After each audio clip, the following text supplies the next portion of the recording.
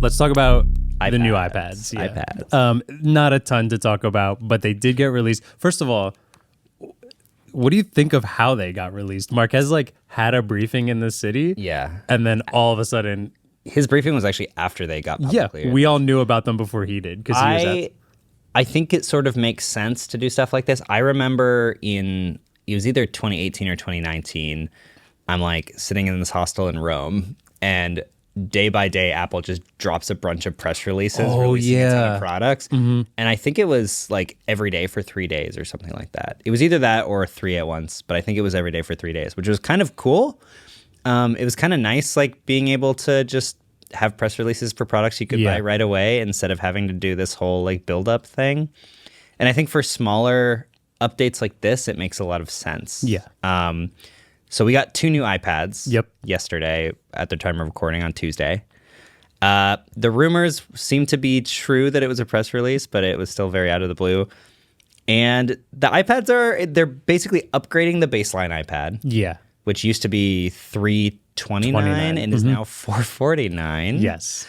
And then we also got a new iPad Pro. So do you want me to go over the baseline? Yeah, can you go over all the specs? And then I think there's 2 fun things we want to rant about a little bit. Okay, so a lot of people are sort of praising this new baseline iPad. Personally, I feel like it's sort of a downgrade in a lot of ways. I think the praise is just that it's finally getting the updated design. Yes. It's cool. The lower tier looks more up to date.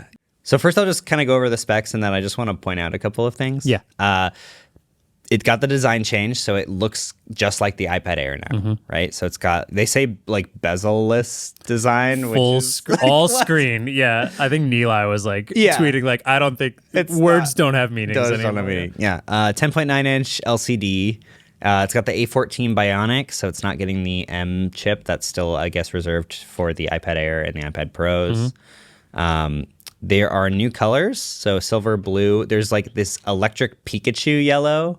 It looks just like Pikachu. I love it. I love it too. And a pink, which is interesting. The baseline iPads always used to sort of be the education iPad, so I think that's sort of why they're going that route. Yeah.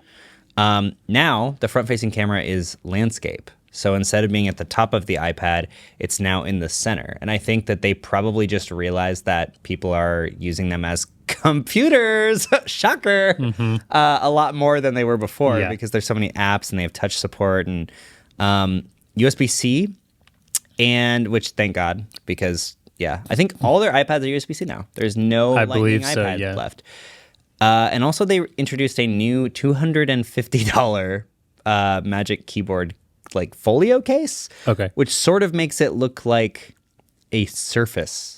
A Microsoft Surface, because it's got the back that slaps on the back, and then that has a kickstand, and then you can also magnetically attach this keyboard whenever you want to use the keyboard portion. It's a separate part, so it's a 2-piece part.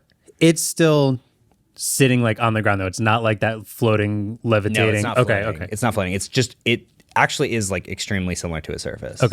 It also has a 14-key function row. Oh. By the way. Holy cow. All the function keys. So it's we say this every single time they release new iPads, but every time it's this is 5% more a laptop. 5% more a laptop. And it's just funny that they did this all to the baseline iPad. But again, they raised the price to $449. Now, favorite part of this announcement that you brought up, favorite part. I think everyone's favorite part is that it does not support the Apple Pencil 2. It only supports the Apple Pencil 1, which is absolutely an artificial limitation. But in order to charge the Apple Pencil 1, which charges via Lightning, and prior you would plug in the Apple Pencil to the bottom of the iPad to make that giant lollipop. Now, because there's no Lightning port on the iPad, they include an adapter, which you can also buy for $9. But you have to plug that into USB-C, so it's male USB-C. Yeah, so right? the adapter's double female. Double female. Yeah. What? So, yeah, when the adapter first came out, you guys were looking at it, and I walked over to Ellis's computer, and I was just but I don't get it. Yeah. Why is it double female? Because I'm just assuming, if it's Apple Pencil Gen 1, it's going to be that lollipop thing, you said, which would then be Lightning male USB-C to female Lightning. out, so you could plug in. Yep, and then it would just have like a little extra space. Yeah, it'd be but a bigger lollipop. Yeah, so this instead is like if we're comparing it to something, it's like a balloon now because you have a string attached from the end of it with a pencil at the end. Yeah. Which just seems insane to me. Yeah, it's crazy. And something that someone pointed out to me on Twitter is that this iPad is just the iPad Air 4th generation with like a couple of tweaks. It's the like exact same body design. Yep. Same display, both using A14 Bionic, both USB-C. The only difference is that it has the landscape camera, which is a higher resolution 12 megapixel with center stage versus the 7 megapixel camera on the iPad Air. And that's like it. That's there it and is. then the iPad Air actually had like an anti-reflective coating. And One had second-gen Apple Pencil support too. Oh yeah, that second-gen Apple Pencil support. Yeah. So yeah, this is 100% an artificial imitation. They're just trying. They don't want to make it too similar to the iPad Air, because then people are just like, I don't really care about the M chip. I'll just get the cheapest one. It's like the same. They're just trying to like keep it away in certain ways, and I guess the Lightning Apple Pencil is the way they do it. The dongle empire needs to prevail. And funny enough, Ellis brought this up to us to the point where I honestly didn't believe him, but he was like, they had a similar adapter for the old one, because in the old one you also could connect a wire, or I think actually though, so we funny enough had an Apple Pencil first gen that was unopened here. We opened it and it's in there. It's in the pamphlets inside of the first gen Apple Pencil, but it's actually double Lightning female. So I think actually you wouldn't be able to attach it to your iPad because that would be Lightning to C, right? Yeah. So this would be you actually plug your pencil into the wall, I guess. But because of that, nobody like would really wanted to do that. And even the picture on the pencil case, which we looked at, shows it plugs into the side of the iPad. Yeah, I mean, plugging into the wall sounds like a tension issue. Like it sounds like that, like a. I wasn't even funny.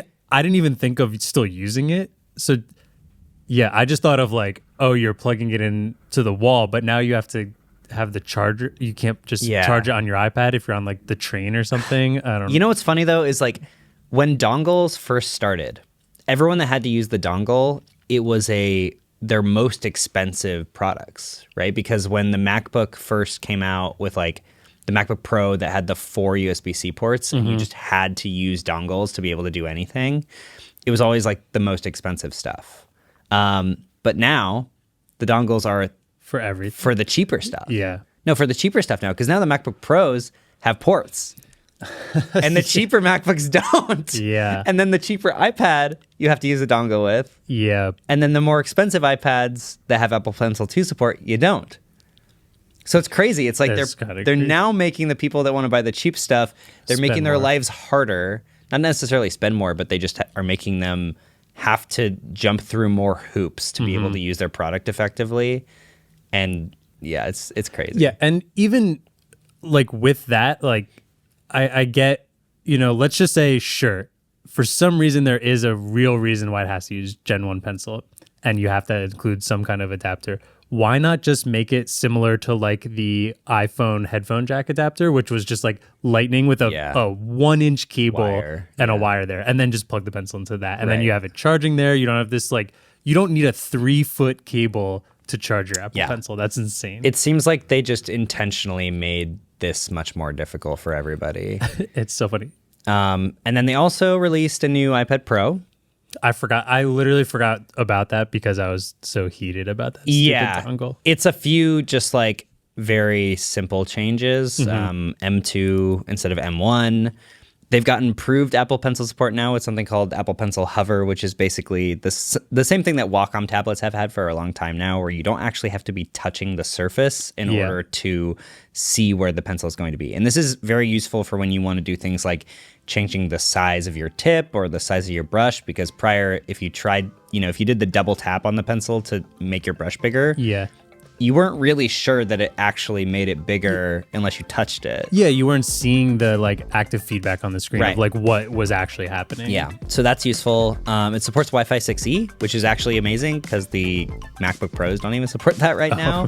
And that can do like 2 gigabit Wi-Fi, which is awesome. Yeah. I mean, if you can push it. And then also they do ProRes video, which I made some jokes on Twitter that we should shoot autofocus with I ProRes can't. now. I hope one day we see Marquez shooting videos or photos with an iPad. Boomer mode engaged. Boomer mode engaged. Yeah. Welcome, Marquez. Thank you guys so much for watching that clip. You know when you hit the subscribe button on YouTube and it sort of gives you that little animation similar to when you hit the love emoji reaction on Google Messages. So if I subscribe now, your SMS will get a subscription I will reaction? get like 50 messages at the same time that all give me hugs. Ooh. You should try that. What about the like button? The like button is even better. The like button emphasizes all of the messages. Ooh. So I just Everyone see, like, loves a good emphasis. exclamation points everywhere. It makes me feel very excited. If you don't, David will feel very frowny face emoji. Very frowny face. And I know that you just want to click. I know you just want to click. Your mouse ain't broken. Just click it. Just click it. Click it good. You know?